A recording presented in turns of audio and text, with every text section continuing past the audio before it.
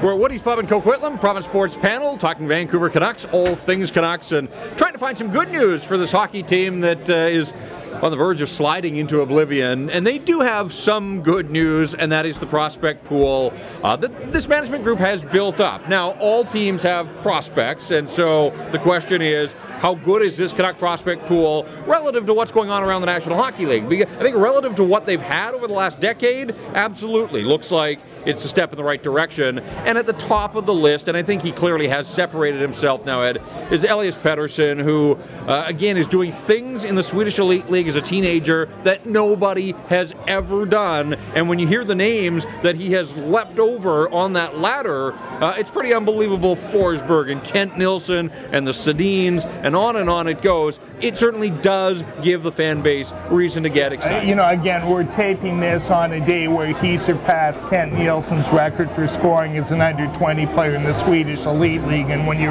mention him in the same breath as Peter Forsberg and Henrik Seed, all those things, yeah. So I guess the question is, what's a realistic expectation for him this year? And I think this is another beautiful thing about the Besser year. I think it takes pressure off the kid coming in next year. I think the fact that he has done what he's done, to my way of thinking anyways, it's not as incumbent on him to sort of, you know, now we already have sort of one savior, your savior 2A or savior light or whatever he is. So, you know, I think 20 goals and 50 points, that's where I'd set the bar for him next year. Maybe, I mean, maybe he's special. Maybe he's spectacular, but like we saw Henrik Sedin come into this league. You saw what he went through over his 4 years. We looked up Nick Baxter before we went on there because we're all about the research here. He was a guy who put up 69 points in his rookie year and a guy who's compared a lot to Paterson. So I think somewhere in there is a realistic expectation for him. Yeah, I mean, if he's on the team, he's going to be playing on a power play, and the power play is going to be good if it's with Besser. Besser had a role in half of their power play goals this season. And to me, he's single-handedly taken one of the worst power plays in the league and made it one of the best. So, and he's got a guy on the other side in Henrik who like literally never shoots the puck. Like, it's bizarre. Like, I'm almost blown away at how few times Henrik, like, on that power play shoots the puck. So Paterson is going, like, he's going to be better than Henrik on the power play. Like, I'm pretty confident that he's going to be able to do that. I'm pretty confident that he's going to be able to make things happen there. I think you have to at least hold out the chance that he's not on the team next year, that they say, okay, he's still only $1.65.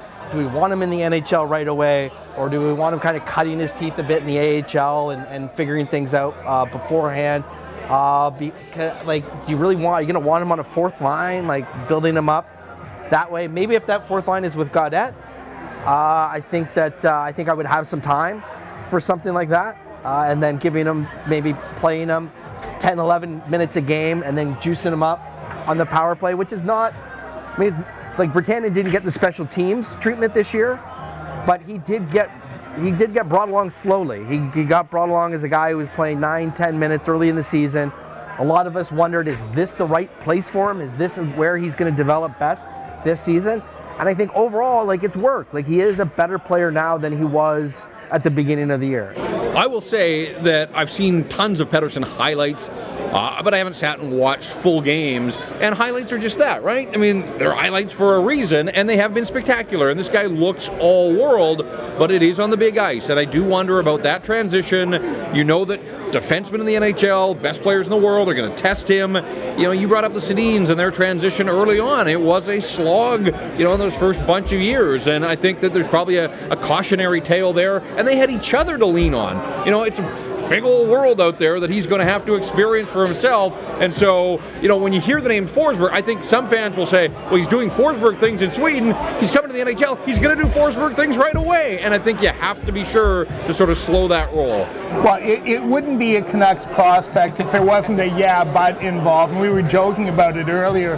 We shouldn't be paying attention to his goals and assists. We should be paying attention to his weight, because the kid's malnourished. Like, I don't know how you can be that skinny skinny at that age, but be that as it may. So that's the only thing that does sort of, you're a little guarded about. It makes you hedge your bet, but I have no doubt he's either going to be a 1A centerman or he's going to be that number one guy. In the end, like a lot of people think he'll start off in the NHL as a winger and get brought along that way, possibly playing with the Sedins. That's not a bad, like Travis shelters the Sedins a ton. Like they lead the league in offensive zone starts. He tries to match them up against the weaker lines a lot of the time when he has the opportunity at home. He doesn't play them a lot. Well, then when he has everyone healthy, they're 13, 14, 15 minutes on a like I think the Coyotes game we just saw, they were like under 15 minutes. That's not a bad spot for Paterson to start his NHL career. They have a ton of good options with him, and this is why it's, again, incumbent on management to pick out the best path, because now we're in the player development phase. We're not just in the drafting phase. Now we're kind of in the heavy lifting phase where you've got the raw cold. Now can you turn it into a dime? And my question to that would be, do they have any development successes? Because it hasn't worked with Hutton. It's been okay with Stetcher. They gave up on McCann. It's been so-so with Virtanen. They gave up on Forsling. It didn't work with Trampkin. I've got my questions about what's happening with Juolevi. So, and Besser came to ready. He was you have to give them credit for Besser in some ways, but he was a ready-made package. He parachuted into the NHL. He scored his first game and he had 4 goals in his first 9. Like the guy was the guy without any help at all. Paterson's the top of the list of prospects. Who's next in your mind? Who excites you? Well, to me, Adam Gaudette, I don't think this market has made a big enough fuss about him because there's a 5th-round draft pick, but like this is a 21-year-old who led the NCAA in scoring.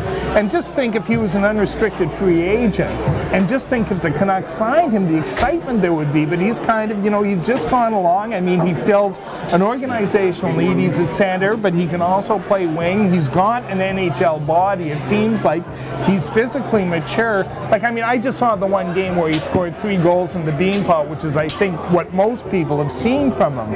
But again, just looking at the back of his hockey card, I don't know how you don't think this is a top 6 NHL forward. Well, a lot of the models show that he may top out as a third line center. A lot of power play points. Yeah, that's not unusual for those top guys, but you're right, 55% of his points came on the power play. I think on that Beanpot game, those were power play goals. We're so hyped on Paterson, we're so hyped on Besser. I hope that he's given the chance to kind of sneak under the radar and we don't smother him with our positivity, that we're known for here in Vancouver. I ask Ed, who's after Paterson? Is it Gaudette or who jumps out at you as that next prospect? They need Juolevi to work. There's several defensemen drafted after him that have worked. Sergachev is ridiculous. He's ridiculous. He is so good. McAvoy, he's hurt. I think he's going to be out a month. He may still end up being a finalist for the Calder. Single-handedly has revived. Char looks 8 years younger when he's playing with them. And Chikrin, there's other guys drafted after Juolevi who are working. They need Juolevi to work. I love what I've seen from Cole Lind. I'm not sure on Gadjevich. I kind of wince when I see people including him in the future core. But I'm a big Dallin fan. I like that. That was a terrific trade. A great pickup by Jim. He's the interesting guy, Dallin, because he's, again, he's been out of our eyesight, but the numbers he's put up, and it looks like he's going to Utica for their playoff runs. I'm going to be really curious to see if he shows anything over that time. So there is hope on the horizon. Yeah, it is encouraging, but as like you say, we've got the savior in Besser, but great teams have 6 Bessers. Kucherov and Stamkos play on the same freaking line. And plus their defense is loaded with size. It's the team is insane. You need 6 great players. Okay, let's compare ourselves to Arizona and then we'll save Tampa for about 3-4 years down the line.